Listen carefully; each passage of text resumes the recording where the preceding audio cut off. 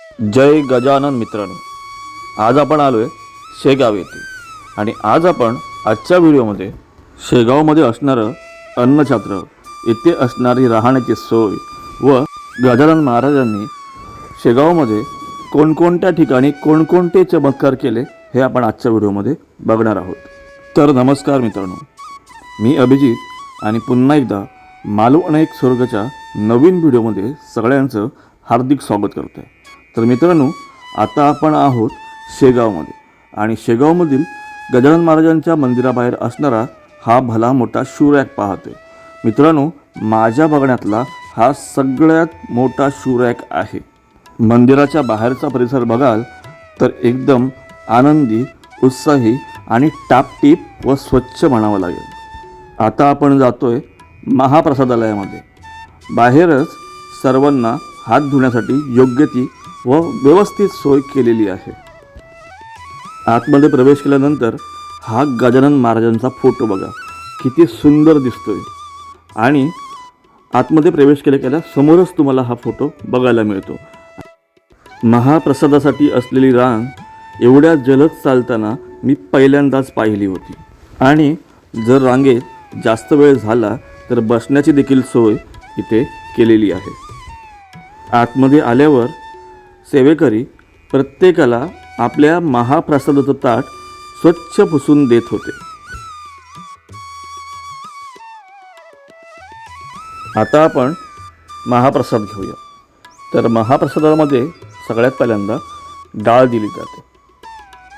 त्यानंतर आपण जी समोर बघताय ते आहे आपलं पिठलं. त्याच्या पुढे गेलो व मिक्स भाजी आपल्याला महाप्रसादामध्ये मिळाली. त्यानंतर गोड म्हणून एक लाडू दिला गेला आणि सर्वात शेवटी 1 ते 2 चपात्या आपल्याला दिल्या जातात. तसंच भात अवेलेबल असेल तर भातही दिला जातो. तर मित्रांनो, ही आहे आपल्या शेगावच्या महाप्रसादाची थाली. तर मित्रांनो, ग्लास सांडू नये म्हणून हा एक मस्त पर्याय आहे. तसंच इथलं जेवण देखील लहानांपासून मोठ्यांपर्यंत एकदम आवडीने खाल्लं जातं.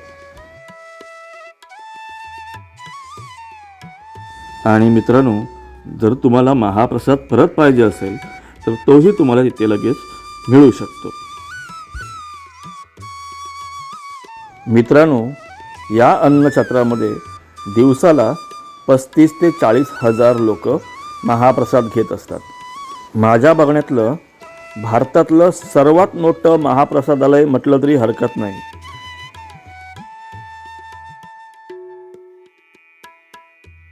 मित्रांनो, तुम्हाला जर दर्शन करायचं असेल तर त्यासाठी कोणाला विचारायची गरज नाही.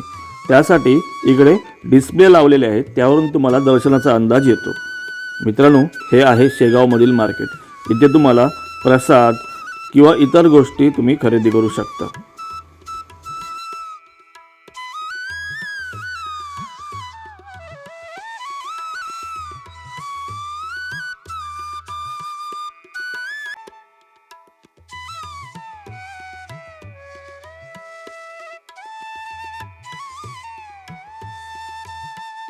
आता आपण आलोय शेगावमधील गजानन महाराजांच्या मंदिराच्या बाजूला असलेल्या भक्त निवासमध्ये. इथे तुम्हाला एका माणसाला 70 रुपयापासून बेडची सुविधा उपलब्ध आहे.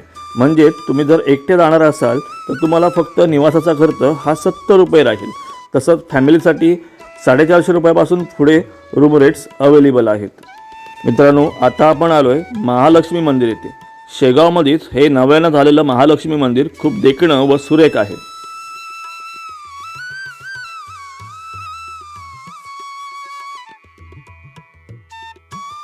या ठिकाणी तुम्हाला साक्षात महालक्ष्मीचं दर्शन घेता येतं.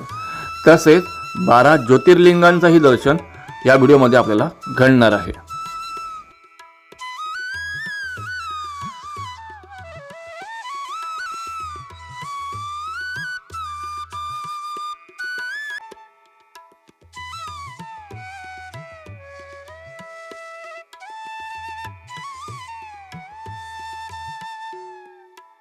साक्षात महालक्ष्मीचं दर्शन घेतल्यानंतर आम्ही निघालो 12 ज्योतिर्लिंग मार्गाकडे. 12 ज्योतिर्लिंगांचं दर्शन घेण्यासाठी आपल्याला भुयारी मार्गातनं प्रथम आतमध्ये प्रवेश करावा लागतो.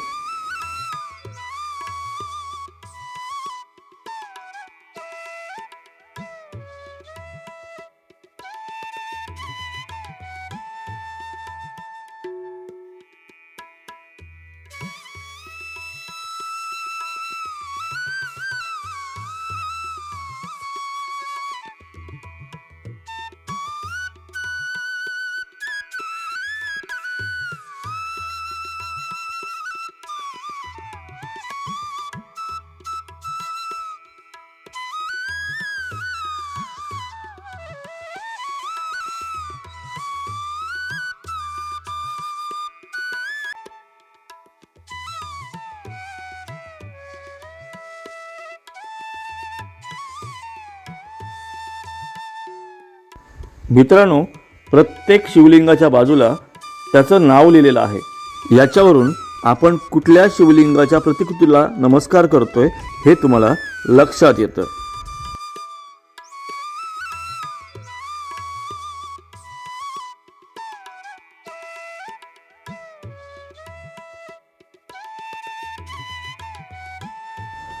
तिथूनच थोडं बाहेर आल्यानंतर आपल्याला एका गणरायाचं दर्शन होतं.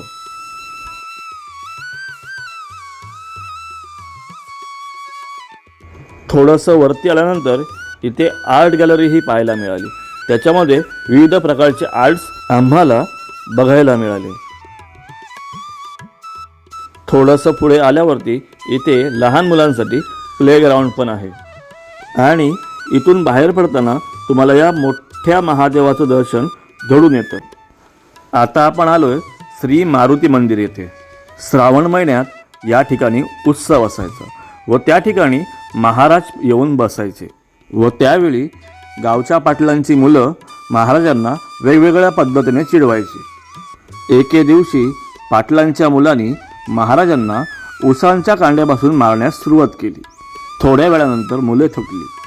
महाराजांनी त्यांच्या हातातील उसाच्या कांड्या काढून घेतल्या व त्या पिळून त्यांना प्रसाद म्हणून रस पाजला.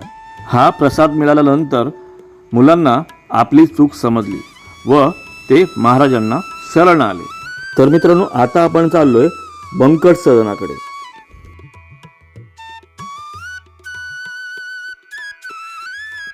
आता तुम्हाला या बंकट सदनामध्ये महाराजांनी कोणकोणते चमत्कार केले हे पण सांगतो. या बंकट सदनामध्ये महाराजांनी चिलम विस्तवाशिवाय प्रज्वलित केली होती. तसेच मरणोन्मुख जनाराव देशमुख यांना श्रींचे चरणतीर्थ पाजून आजारातून बरे केले होते. मित्रांनो, हेच ते वडाचे झाड. या वडाच्या झाडाखाली महाराज बसून उष्टा पत्रावळ्यांमधील अन्न खात होते. बरोबर त्याच वडाच्या झाडासमोर हे महाराजांचं स्मृती मंदिर आहे.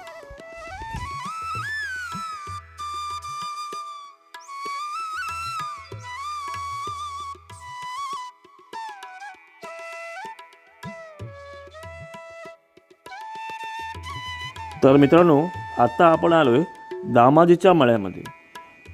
या ठिकाणी कोणत्या महाराजांनी चमत्कार केला याचं तैलचित्र या ठिकाणी काढलेलं आहे.